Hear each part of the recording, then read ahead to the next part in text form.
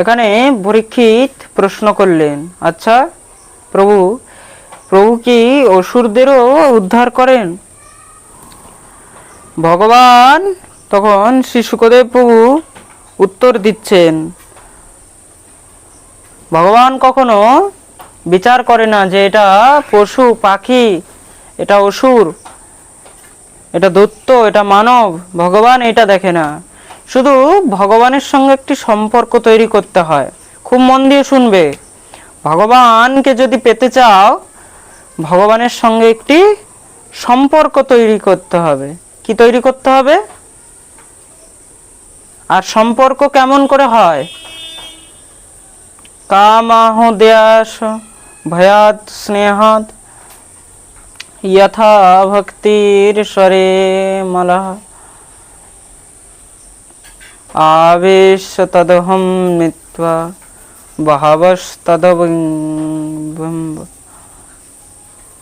ভগবানের সঙ্গে সম্বন্ধ কামেরও হয়, দেশ মানে হিংসারও হয়, ভয়াদ মানে ভয়ের হয়, স্নেহাদ মানে স্নেহের হয়। বলে কাম দ্বারা, হিংসা দ্বারা, ভয় দ্বারা ভগবানকে কেউ পেয়েছে? বলছে কে পেয়েছে? গোপ্য কামাভ্যাদ কাংসঃ দেশাদ চেদার নিপ সম্বন্ধ ভীষ্মঃ সিংহ योऽयं हन्त वयं विभुः।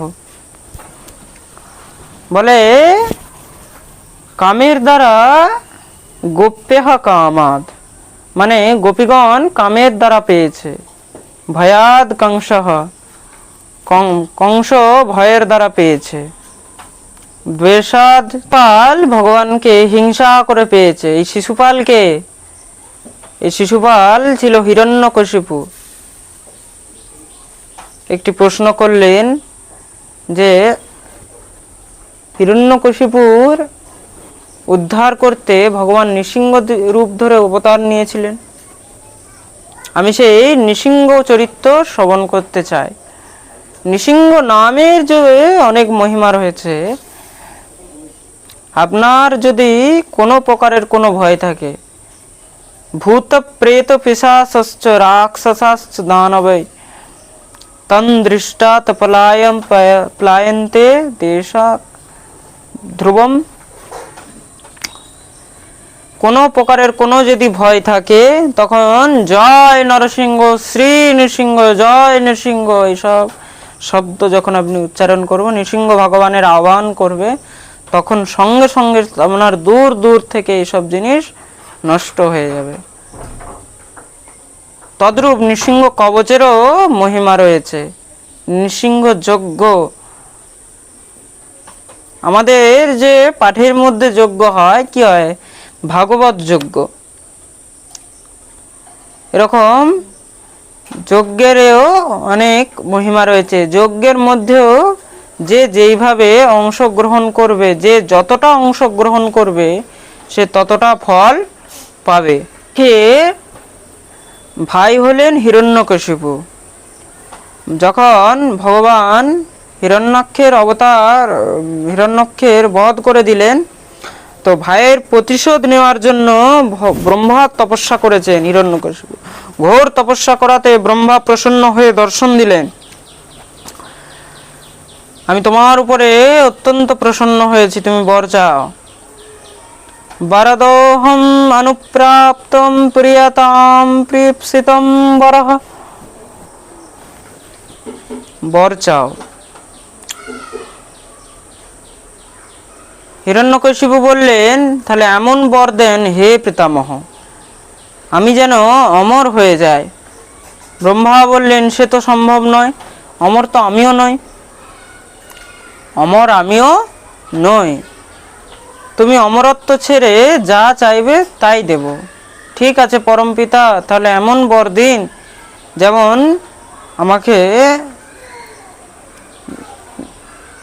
না আমাকে আকাশে মারতে পারে, না পাতালে মারতে পারে, না আমাকে নর মারতে পারে, না বানর মারতে পারে, না কোনো পশু জন্তুই আমাকে মারতে পারে, না জলে মরি না স্থলে মরি, না দিনে মরি না রাত্রে মরি, না অস্ত্রে না শস্ত্রে, না মাসে না বছরে, না নর না মানর, না দেব না দানব। শুধু তাই নয়, 12 মাসে যেন আমার মৃত্যু না হয়। ব্রহ্মা বললেন তথাস্তু, যাও তাই হবে, তাই হবে। ব্রহ্মা তো আশীর্বাদ দিয়ে চলে গেলেন। হিরণ্যকশিপু ভাবছে আমি তো অমর হয়ে গেলাম। অমরত্বর অভিমানে মহারাজ চারোদিকে অত্যাচার আরম্ভ করে দিয়েছে। তার অত্যাচারে ত্রস্ত হয়ে গেছেন। দেবতারা পালিয়ে পালিয়ে বেরোচ্ছে। তার 4টি পুত্র, অনলাদ, অনলাদ আর প্রহ্লাদ। বলিয়ে প্রহ্লাদজি মহারাজ কি। এই প্রহ্লাদজি মহারাজ বাল্যকাল থেকেই ভগবানের পরম ভক্ত হয়েছে। অন্য বাচ্চারা জন্ম নিয়ে কেউ মা বলে, কেউ বাবা বলে, পাপা বলে, কাকা বলে, কিন্তু প্রহ্লাদ জন্ম নিয়েই প্রথম যখন কথা বলেছে তখন কি শব্দ বলেছে? হরি হরি, হরি হরি, হরি হরি, হরিনাম উচ্চারণ করেছে। প্রহ্লাদ বড় হলেন, গুরুকুলে শিক্ষা অধ্যয়নের জন্য পাঠিয়েছে। কোথায়? অসুরদের গুরুকুল। সেখানে শুক্রাচার্যের 2 শিষ্য আছে, ষণ্ড আর অমর্ক। তাদেরকে বিদ্যা অধ্যয়ন করতে পাঠানো হয়েছে। গুরুরা সেখানে অসুর বিদ্যা শেখায়, মারো কাটো বিদ্যা। কিন্তু প্রহ্লাদের ভিতরে কিছুই যায় না, সেখানেও হরিনাম জপ করতে থাকে।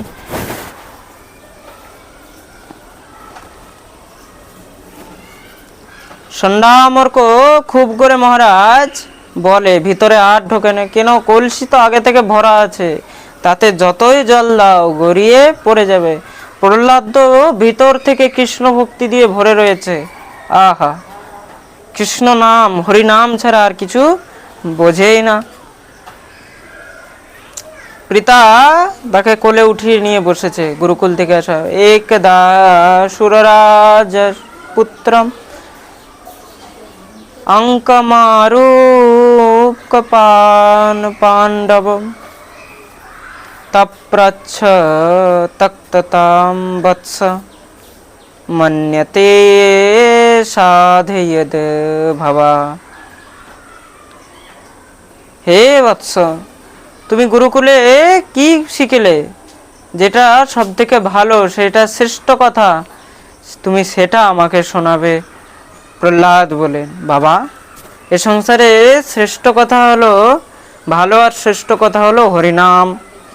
হরিনাম থেকে শ্রেষ্ঠ আর কিছু নেই। তৎসাধুম মন্যে সুরবর সদা সমদ বিঘ্ন